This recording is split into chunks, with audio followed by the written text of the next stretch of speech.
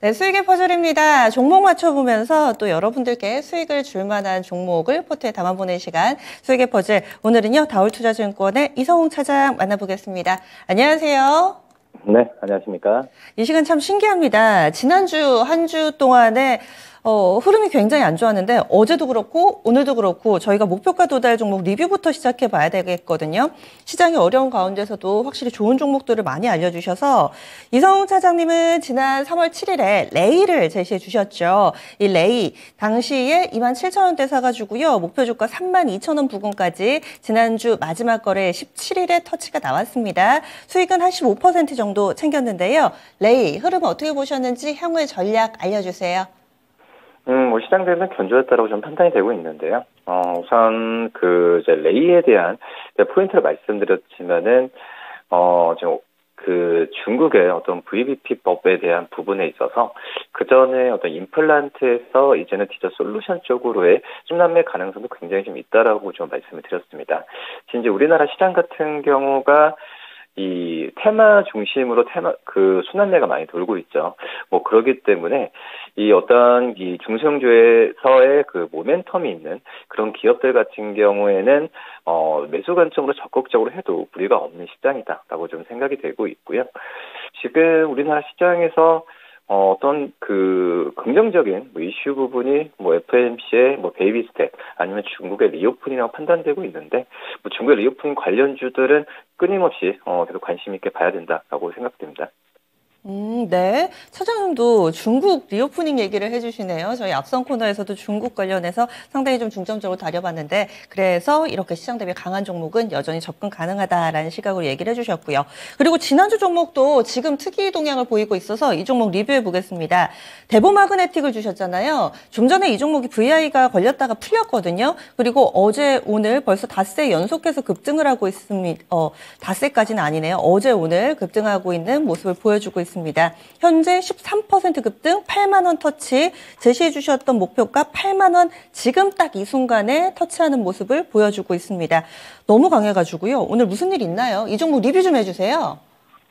여러 가지 이제 2차전지 주들이 어제 어떤 에코프로의 그런 사태 이후에 오히려 지금 장 후반에 어제 정도에도 저가 매수가 들어왔죠. 대보마그네틱도 비슷한 성격이라고 좀 생각이 좀 되고 있고요. 지금 현재 본다고 하더라도 이 대보마그네틱의 어떤 기술력이나 여러 가지 면에서 본다고 하더라도 지금 협업이나 여러 부분이 좀 이루어지지 않을까라고 좀 생각이 좀 되고 있고요.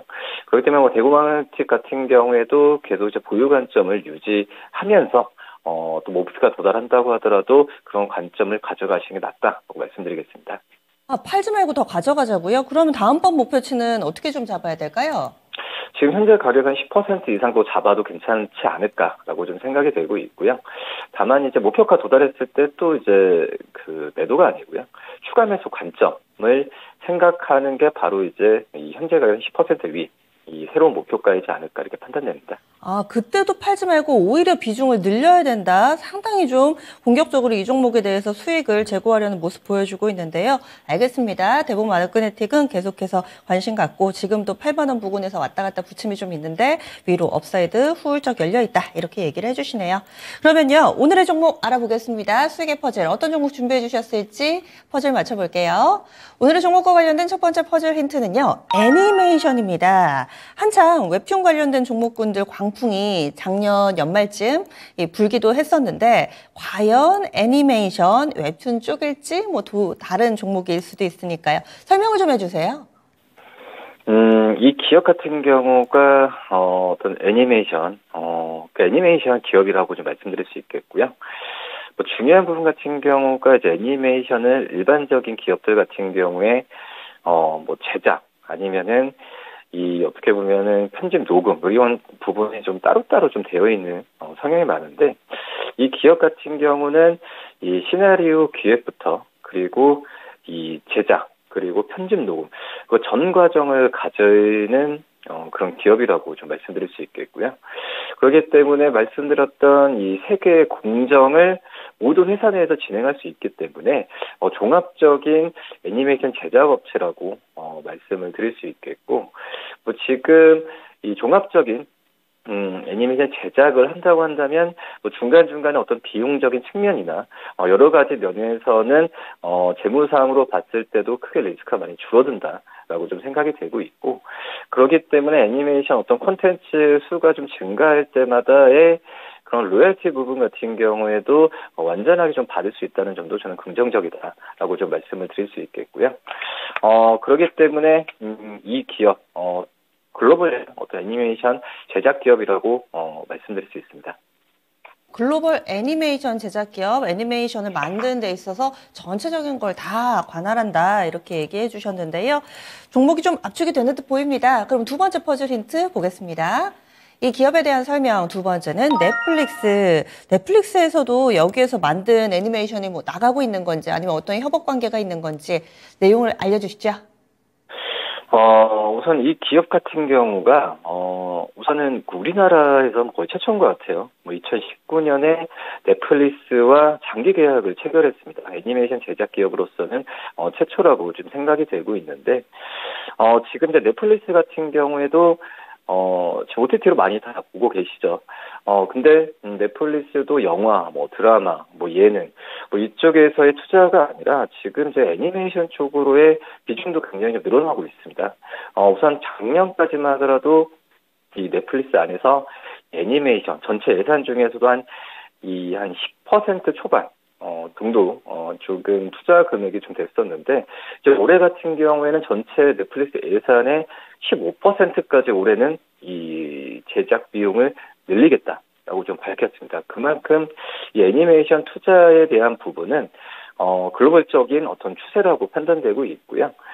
이 넷플릭스뿐만 아니라 이제 뭐 디즈니 그리고 워너브라더스 뭐 이런 컨텐츠 기업들 같은 경우에도 애니메이션 제작에 대한 부분을 적극적으로 늘리고 있는 상황이기 때문에 이 애니메이션 산업 자체가 이제는 테마가 아니고요. 어떤 이 일반적인 이 제작 이 컨텐츠 제작 기업들처럼 다시 한번 부흥할 수 있다. 그러니까 부흥이라기보다도 어떤 컨텐츠 제작 기업들 중에서 그동안 알려지지 않았었는데 이런 부분을 이제 산업의 기회와 함께 더 올라갈 가능성이 있다고 생각이 되고 있고, 이 말씀드린 이 기업이 이 제작하는 만화 같은 경우가 북미 시장 쪽에서 특히 이 작품성과 흥행성을 모두 인정을 받았기 때문에 아시는 분은 넷플릭스에서 보실 수도 있겠지만 코라의 전설, 분닥스 이런 만화들이 굉장히 좀 특히 우리나라 안에서뿐가 아니라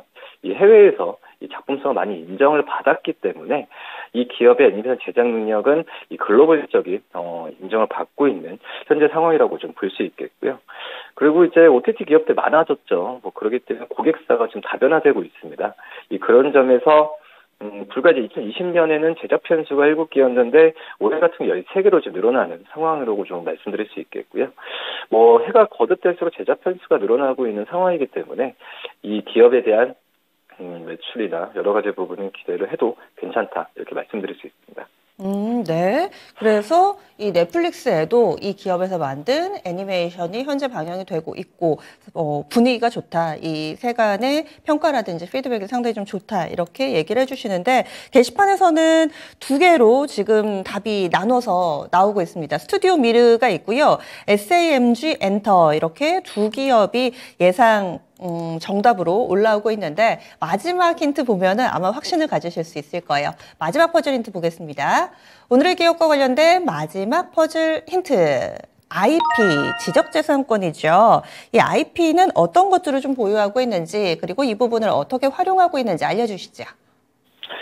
그러니까 이제 애니메이션 제작을 했을 때 OTT 기업 쪽으로만 이제 납품해서 로열티를 받고 그게 아니고, 지금 이 기업뿐만 아니라 애니메이션 그리고 콘텐츠 제작 기업들 같은 경우가 이 게임 그리고 다른 여러 가지 굿즈 상품이나 이쪽으로의 IP 활용을 좀 다변하고 있습니다.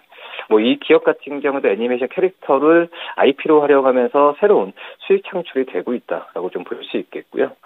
그렇기 때문에 게임 IP 이런 부분에 있어서 IP 비즈니스라고 하죠. 이쪽에서의 실적에 대한 기대감이 굉장히 좀 커진다라고 좀 볼 수 있겠습니다. 그렇기 때문에 이 애니메이션 제작 그리고 어떤 컨텐츠 제작 기업들이 이제 그 제작으로 끝나는 게 아닙니다. 요새 추세 같은 경우에는 이 뭐 웹툰, 웹소설 타 업종과 협업을 계속 좀 하고 있거든요. 뭐 원작을 또 활용한 애니메이션 제작을 하면서 또 IP에 대한 협업을 또 하는 상황이기 때문에 이 IP 비즈니스에 대한 본격화가 올해도 이루어질 가능성이 크기 때문에 이 기업에 대한 어떤 신수익 창출도 이제 가셔야 되지 않을까 이렇게 좀 판단됩니다. 네, 그래서 이렇게 세 개의 힌트를 모두 다 봤습니다. 이 애니메이션 좋아하시는 분들께는 그래도 어느 정도 잘 알려진 기업인데요. 오늘의 정답 알려주세요. 네, 바로 이제 스튜디오 미르이고요. 우선 스튜디오 미르 지금 뭐 상장한 지 얼마 안 된 기업인데 우선 이 기업 지금 주가가 좀 많이 바닥에서 반등을 하고 있죠. 물론 이제 실적에 대한 가시화가 약간 좀 더딜 수 있더라도 근데 이거는 모든 콘텐츠 제작 업체들이 겪는 그런 상황이라고 볼 수 있겠고요. 뭐 그렇기 때문에 이거에 대한 앞서서 말씀드렸던 여러 가지 시적 모멘텀이 이 실적으로 빨리 잡히게 된다고 한다면 주가 상승률은 전 충분하다라고 생각이 되고 있고 목표가는 46,000원, 손절가는 39,000원 말씀드립니다. 예, 알겠습니다. 이제 스튜디오 미르도 좀 봐야 되겠네요. 자세한 말씀 고맙습니다. 네, 감사합니다. 네, 오늘은 애니메이션 관련주 스튜디오 미르 자세하게 살펴봤습니다.